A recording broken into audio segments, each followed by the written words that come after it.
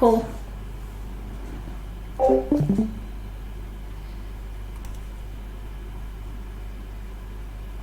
Cool. We good? Yeah, we're good. Colton, you can go ahead. Thank you. Awesome. Well, thanks everybody for hopping on. I'm Colton. I guess a little bit of an intro. I have been in the crypto space for a while. I started off at the Stellar Development Foundation doing a lot of ecosystem and community growth. I was there for about 2 years, and then I spent a year as head of growth at Liquidity. And then since then, I've stepped down from that role, and I've been doing a lot of work with DAOs across the DeFi ecosystem, like Redacted and others. Now I do some DAO coordination at 1KX, and so I've been diving deep into Service DAOs a little bit over the past couple of months, talking to Service DAOs, working with Service DAOs, and even spinning up a Service DAO myself, which I'll talk about a little bit in this presentation. The general flow of this is just going to be some of the basics of Service DAOs, what they are, where they sort of fit into the broader Web3 ecosystem, and I also have some tips for like launching your own Service DAO, joining a Service DAO, etc. So we'll walk through all of that towards the latter half of the presentation. But what are Service DAOs? So Service DAOs are pretty simple to explain. They're DAOs that offer a specialized set of services to other projects and or DAOs, right? They are kind of analogous to agencies or other service-based companies that kind of already exist today and are absolutely massive. But the difference with Service DAOs is that they instead tend to have these sort of horizontal hierarchies, much like DAOs are supposed to. They have open access, like DAOs are supposed to, and they generally have distributed ownership, right? So a lot of the people who are sort of part of the Service DAO have a lot more ownership than they would in, say, an agency or some other service-based company.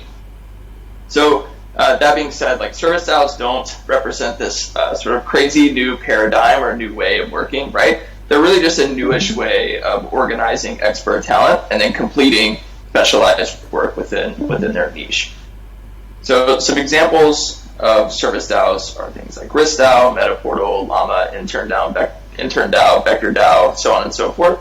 I borrowed this picture from, I think, Koopa Troopa, I think, made it in a blog post. The source is on the slides. I don't know if these will be posted later, but the Service DAO landscape is actually pretty big at this point. Obviously, in some ways, some like Pareto distribution applies. Some are more successful than others. Some have found more product market fit than others, so on and so forth. But in general, we're starting to see a lot of these grow and proliferate, and they're kind of this like good starting point for people in the ecosystem. So why Service DAOs? Why do we kind of need these in the first place, or why should they exist, or why should you start one, or why should you join one? The why of Service DAOs is still a bit of like this open-ended question. I think it's still something we're discovering in real time. That said, as I mentioned, though, we're kind of seeing them proliferate, experiment, sort of find their niches, and work through the interesting problems posed by the Service DAO model, which I'll walk through in a bit. But one thing that is very, very clear is that Service DAOs are really good at aggregating experts under an open work structure. And in a space as fast-moving as Web3 and crypto, this is like extremely important, right? You need to have talent that can really understand their domain and really understand Web3 and crypto in order to be successful in what they're working on. I've seen countless projects at this point who need help on marketing or need help on design or whatever else, and they approach a Web2 company, and any of the work that Web2 company does is just completely out of touch with what the team was trying to accomplish in the first place. And so Service DAOs are really good at filling this gap because they attract the type of talent that a company would want to attract or want to work with, rather, which is kind of the big plus one for Service DAOs in this area. So like I kind of mentioned, it's also hard for projects to source individual talent. Anybody who has worked in the space for any meaningful period of time knows how hard it is to just grow a team around a particular product. And that's especially true if the talent isn't filling some like core competency of the project, right? It's really hard to find sometimes like good front-end developers or good designers or people who are really good at marketing or social media growth or content creation or whatever the case may be. And this seems to be where Service DAOs kind of step in and fill gaps within our industry so far. And Service DAOs are particularly useful for protocols with governance models built around working groups, right? Because it's a lot more modular, it's a lot more plug and play. It's less clear where service DAOs fit into a sort of traditional company hierarchy, right? So if you have a protocol, they have a foundation that is responsible for pushing that protocol forward, then it's not clear where or why they might hire a service DAO just yet. But for decentralized projects with a decentralized governance structure, specifically one that's modular and built around working groups, it's very easy to see where service DAOs can kind of fit into that structure. So here I have this diagram up at the top. You can kind of see protocol. This just generally means the protocol governance. And then under it, you can see a risk unit, which is a relatively normal thing for a DeFi protocol to have. A developer unit, which is again relatively normal. And then in here, I just kind of plugged a service DAO, and I called it marketing, design, whatever. But in general, this could be anything, right? It could be hard enough for a protocol to find a really good marketing or design expert or whatever. And instead, it could just be really easy for them to hire somebody like Vector DAO who can come in and do a lot of the design work for them. And it's easy for the governance, for the protocol's governance, to align themselves financially to that service DAO, because the service DAO could be willing to take equity in the project as well as work for some amount of cash balance per quarter or whatever else. And so you can see how it's just really, service DAOs can really fit into this plug and play model in a way that maybe hiring an employee would be difficult to do. And this is just an expanded version of that, right? So we have the protocol, again, we have the risk unit, the service DAO filling the sort of marketing and design needs, then we have a dev unit. So service DAOs can also fit in as a sort of third party to some need that the project has. So anybody familiar with development work or risk work, having third-party audits is extremely important. Otherwise, you kind of rely on your own work, and you don't have a second pair of eyes looking at your work, and then the protocol gets exploited or whatever the case may be. And so we're actually starting to see service DAOs form around this particular need. So Risk DAO, which I'll talk about in a bit, could serve as a sort of third-party risk assessor for the risk unit of a particular protocol. Or I'm pretty sure Spearbit DAO would be a good example of a service DAO who could do third-party security audits for some protocol's developer unit.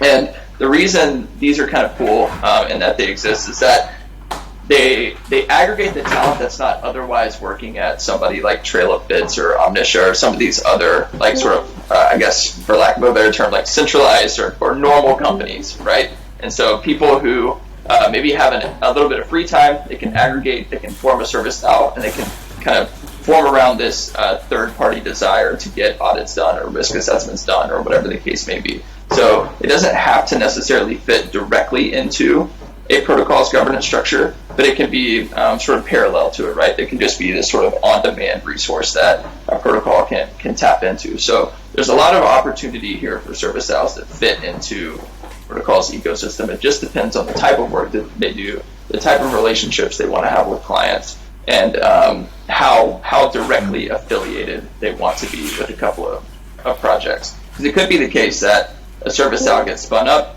they get equity in 2 or 3 projects, and those are literally their only 2 or 3 clients for as long as those projects can afford to pay them, right? And that's a totally fine business model. They don't have to constantly scale up the service DAO or constantly scale up the amount of contributors and constantly scale up the amount of protocols they work with if they don't want to, which is a little bit different from some of the agencies you might see in the real world, right? They're just going to continue scaling up their business, continue scaling up their employees, and work with whoever kind of meets their bottom line. So a little bit of an interesting dynamic. But again, some of this is in flux. We're only just now starting to see some of this stuff. So it could change by the time somebody watches this recording a year from now or something like this.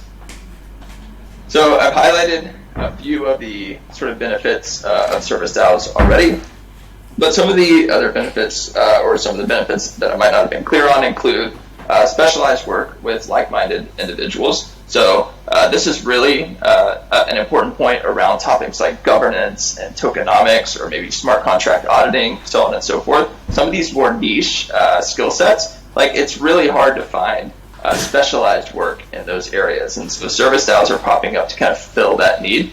And so if you're somebody who's a governance expert or a tokenomics expert or whatever, a service DAO that focuses on those particular skill sets would be something that is really cool and useful to join, and you'll definitely not be able to get that type of experience sort of really in any other industry, right? So that's a cool sort of feature of service DAOs. The other thing is the sort of horizontal hierarchy, and this is a double-edged sword. Like, I totally understand that hierarchy in organizations exists for a reason, and service DAOs definitely have a lot of problems with the horizontal structure, particularly around like ownership and responsibility. But I think this is something we can eventually work through, and we can find hierarchies that make sense within a service DAO structure. The next thing is distributed ownership. This I mentioned earlier is like a really cool feature of service DAOs. They're more inclined to give their contributors ownership because you want those contributors to be sticky. One of the reasons that people get a job in the first place is so that they can have job security, right? They want to get paid, they want to get their benefits, they want to be able to provide for themselves and their families, so on and so forth. And so being able to distribute ownership as a way to retain talent is super important.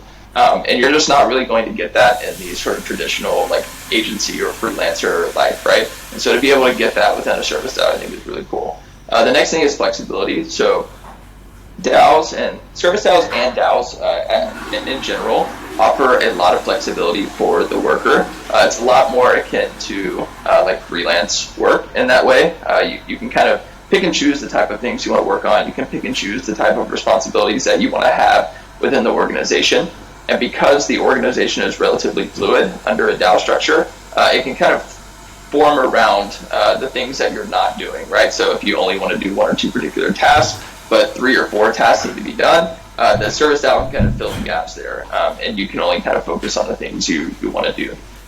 And the last thing is accessibility. So DAOs and service DAOs tend to be really accessible, especially once you get used to the dynamics associated with the DAO. I understand at first there's a little bit of like an adoption hurdle here. Like, people aren't used to just being able to like hop into a Discord or whatever and just start taking on tasks. This is very different from the way the traditional workforce is kind of set up, right? Like, if I want to be a product designer, I can't just show up to Apple and start like knocking out random tasks in the Apple office and like become an employee. But with DAOs and service DAOs, this is kind of the workflow, right? They usually have some tasks that are open for anybody to take on. The people who take on those tasks end up eventually getting onboarded into the DAO and become part-time, full-time contributors.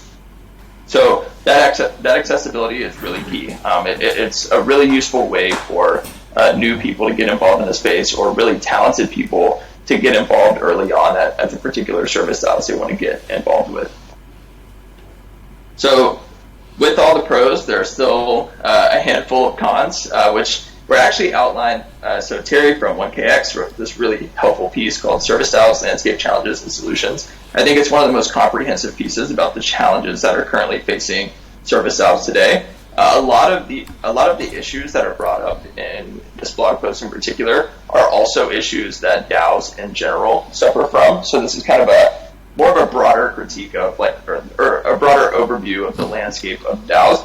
And what's really interesting about these problems is that like none of them are unsolvable. They're just kind of the symptom of something that's relatively new, right? So we're still figuring out a lot of these issues. We're still figuring out how to solve some of these issues. And I think in due time, we'll definitely address a lot of them. It's just a matter of like trial and error, a lot of experimentation. And sometimes it just takes seeing 1 or 2 service DAOs do it really, really well, and then mimicking that model in order to recreate that success for yourself. But some of those problems are talent sourcing, activation, and retention. Talent sourcing is like an actual like industry-wide problem, right? There's just not enough talent to go around. But activation and retention is really interesting because a lot of people will see a call to action, they'll join a Discord, and they won't get involved from there. The reason they won't get involved, it could be for various reasons. The primary one, though, seems to be that they just don't know how to get involved. So quick tip, if you're kind of spinning up a DAO or a service DAO, either one, figuring out a way to make it clear how to get involved is extremely important. And this could be just a simple like to-do list that's public, that kind of has like low-hanging fruit or non-essential but nice to have style tasks, and just kind of let the general contributors let them kind of take on those low-hanging fruit style tasks, just so they have some starting point to get involved. The other thing is retention. So retention is another issue in DAOs, because DAOs oftentimes just don't have the ability to offer the same job security as a typical company does. And a lot of this is centered around, sometimes in DAOs the salaries are lower than market rate. Sometimes the organizational structure is not clear, so some people feel like their work is getting diluted. Some people feel like they do too much work. Another reason could be lack of benefits, for example. So there's all of these different, or lack of clear pay structure. So there's all of these things associated with DAOs that are pretty unique to DAOs, and they're not really unique to DAOs. They're more akin to just the freelance life. So like service DAOs would be a lot more of a normal structure for people who are used to working under a freelance structure, but maybe not so much for people who work or are used to working for regular companies. So that's where a lot of the retention issues come from. The other thing is on aligning culture and values. So this is another symptom of DAOs in particular, because DAOs try to focus too much on being a DAO early on, and all they want to do is just scale up contributors and get as many people helping as they possibly can. And within that process, like, culture and values tend to get lost. Fortunately, there's like an infinite amount of literature on this, so it's just a matter of like making sure you apply those things and avoid scaling up the DAO too quickly. That way you can make sure everybody who joins as a contributor is sort of culturally aligned and aligned on a values basis. The other thing is lack of standardized processes. Businesses can actually suffer from this too, just as easily as a service DAO or a DAO in general. So this is another problem that is super solvable. Tons of literature about this. You just need to make sure you're thinking about making processes standardized early on within the service DAO's life cycle. Otherwise, you'll run into problems as you scale later, right? This is business kind of 101. The other thing is legal uncertainties, and this is a pretty big one. This is a problem that plagues the entire space as well. But for service DAOs, it's kind of tricky because it's not clear to most people how they should be set up. But there are fortunately organizations like Thing3 and others that will help you kind of get through this process, right? And a lot of this depends on where you live, the type of pay and benefits you might want to offer, the type of ownership structure you have, where you hire from, who you do work with, so on and so forth. So for the legal uncertainties, it's really important that you engage with somebody who is actually a legal expert to help you sort of set up the service DAO in a way that's appropriate for the DAO. And then the last thing is closing deals. So I kind of go into this a little bit later. I have a whole small tangent on brand building that I think is really important, but some service DAOs suffer from the ability to close deals. They're not really sure how to navigate governance processes. They're not really sure how to sell. And again, this is a business kind of 101 issue. And so you want to make sure that you have somebody on board who's good at business development, they're good at sales, and they know how to work with clients, because that's really what's important for getting some of the deals across the finish line. And reputation goes a long way here. So I wouldn't expect to just land clients left and right whenever you haven't built up your reputation or your brand. But I'll talk about that in a bit. So wait, let me make sure I didn't skip anything. All right, we're good.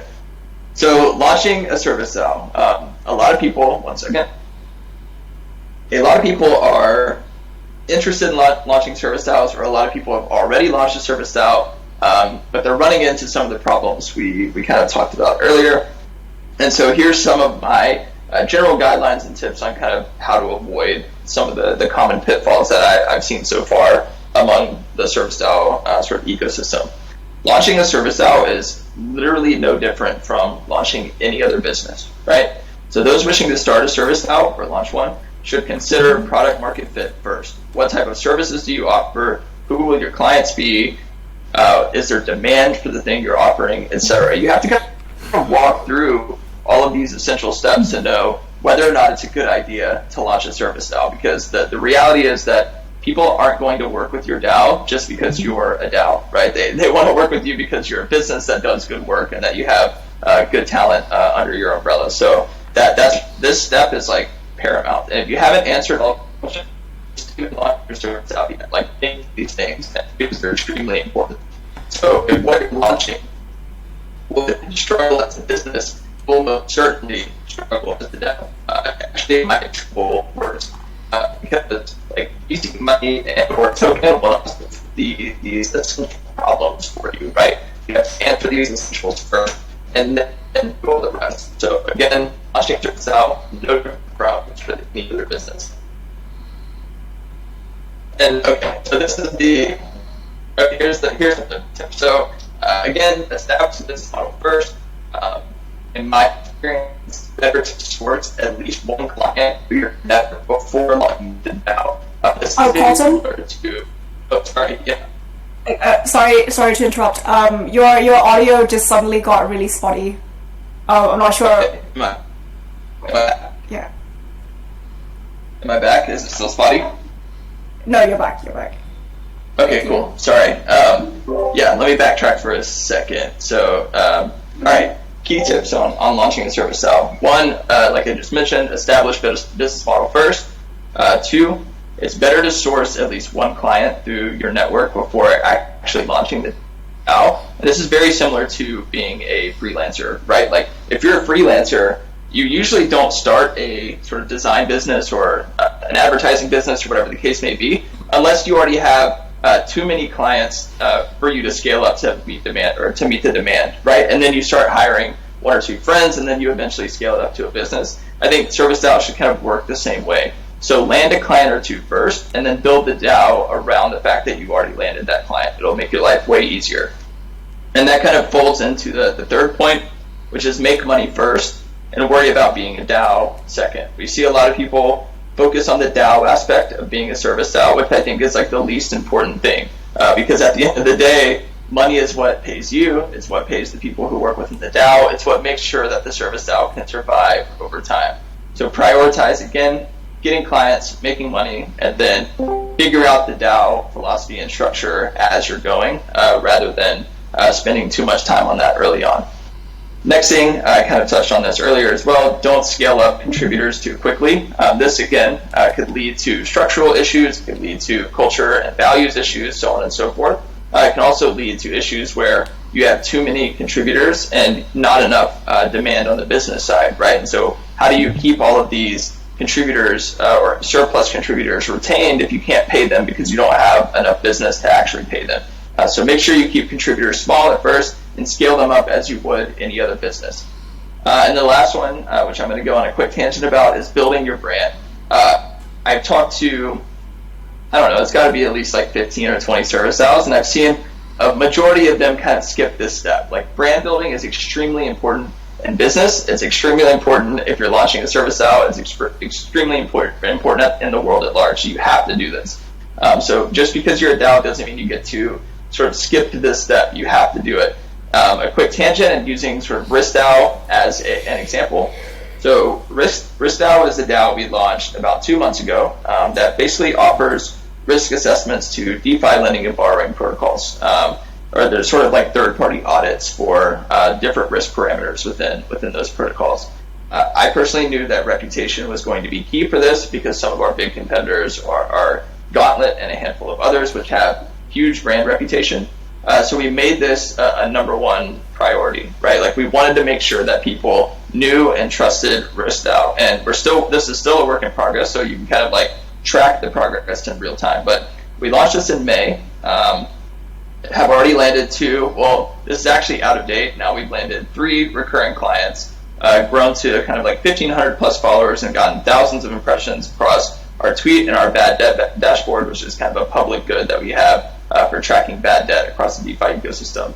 A lot of Service DAOs don't even have like 100 followers on Twitter. So if this is an issue for you, you have to think about like how you're growing the brand, how you're spreading content that people can sort of pay attention to and recognize you from, so on and so forth. So you have to walk through this process and make sure, like, in a lot of ways in crypto, Twitter followers can convert to business really easy, just as like total website impressions can convert to business, so on and so forth. So you want to make sure that you're driving traffic to your DAO, not just contributor traffic, but eyeballs that might be interested in what you're doing and building.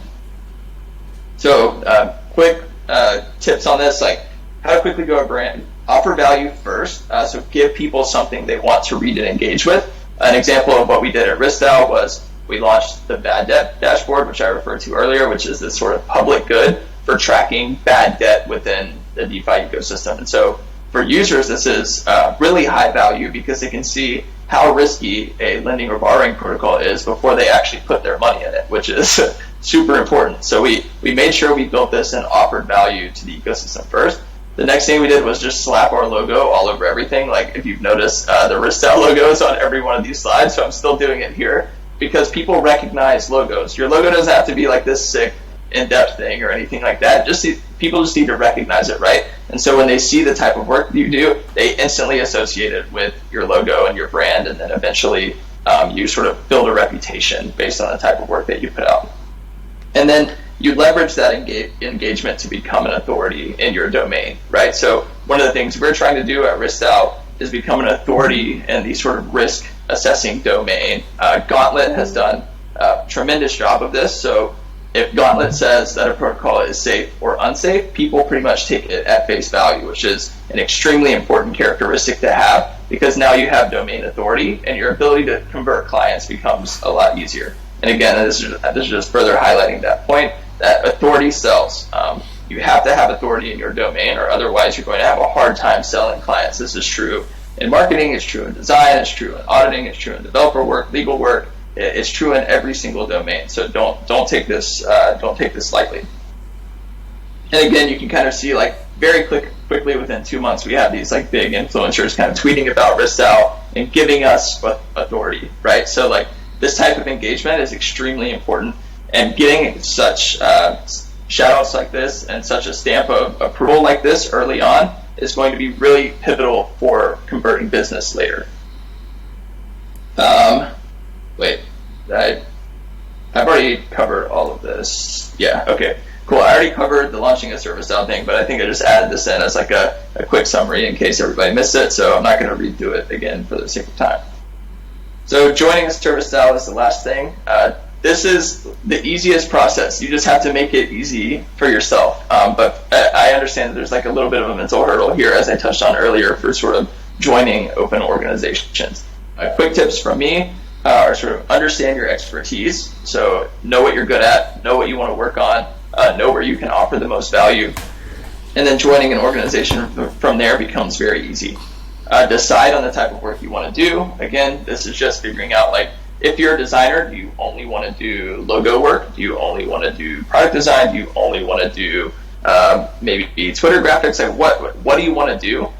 Scope that out and then figure out if there's a demand for that within the DAO. Decide on the amount of work you want to do. So I mentioned flexibility in DAOs earlier. This is a luxury, so make sure you take it seriously. If you want to work full-time, look for a DAO that can accommodate that type of work. If you want to work part-time, look for a DAO that can accommodate that type of work, and so on and so forth. Join the Discord, find out where they need help, and then fill that need. So this kind of folds all of the top three together, ultimately towards an action step, which is, again, join a Discord, find out where they need help, and then fill that need. So you can do this by, again, finding a sort of an open task board if they have one. To be honest, like many Service DAOs might not, so it's worth it to just jump in the DAO, or the Discord rather, and ask where they need help. What gaps can you fill? What type of voids do they have? How can you be a helpful contributor? And once you can figure that out, it's pretty easy to kind of get started because they can start handing you tasks. And the last thing is, in a horizontal hierarchy, which most DAOs follow, you have to be a self-starter and you have to communicate often. You have to be able to get your work done and do meaningful work without being told exactly what to do. A lot of DAOs just don't have the bandwidth to kind of hold people's hand throughout the whole process. So you have to be somebody who's willing to just kind of like pick up tasks, knock them out, and communicate about the work you're doing very often so that people know what you're up to, know why you did something.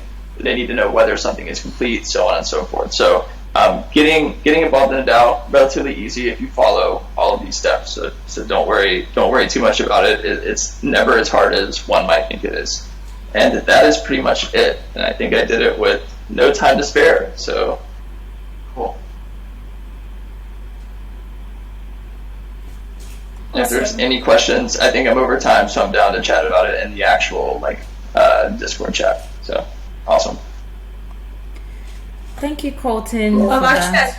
I think 15 more minutes for questions, so we're still good on time. So yeah, Okay, cool. if anyone has questions, feel free to shout out. Yeah, for the sake of recording, I can. Oh wait, there's an actual chat on the side. I didn't know that. Nice. Thank you. All right. Yeah. Sorry about the audio thing. Hopefully, I recovered anything I skipped over. See, there was one question that Crit was asked earlier. I can kind of just answer it if we're still recording. But basically, regarding the pricing model and retention, are most service DAOs bootstrapped, or are they being funded either through venture, protocol grants, blah, blah, blah? So basically, I think we're seeing a good mix. However, I think actually most service DAOs are being sort of bootstrapped from the ground up, and they don't have much like venture backing or venture funding, because it's not clear where the return profile or where the returns are going to come from for the VC firm, right? If they invest in a service DAO, it's a much longer play on, it's a much longer services bet.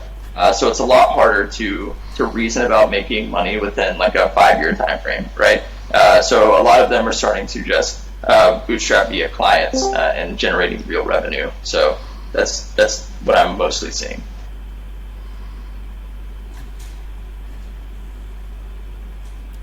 Okay, thank you, Colton, for that.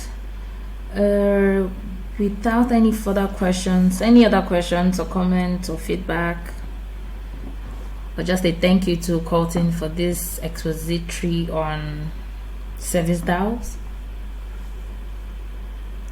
Well, if not, thanks for having me, guys. You're welcome, Colton. On that note, now let me stop recording. Thank you.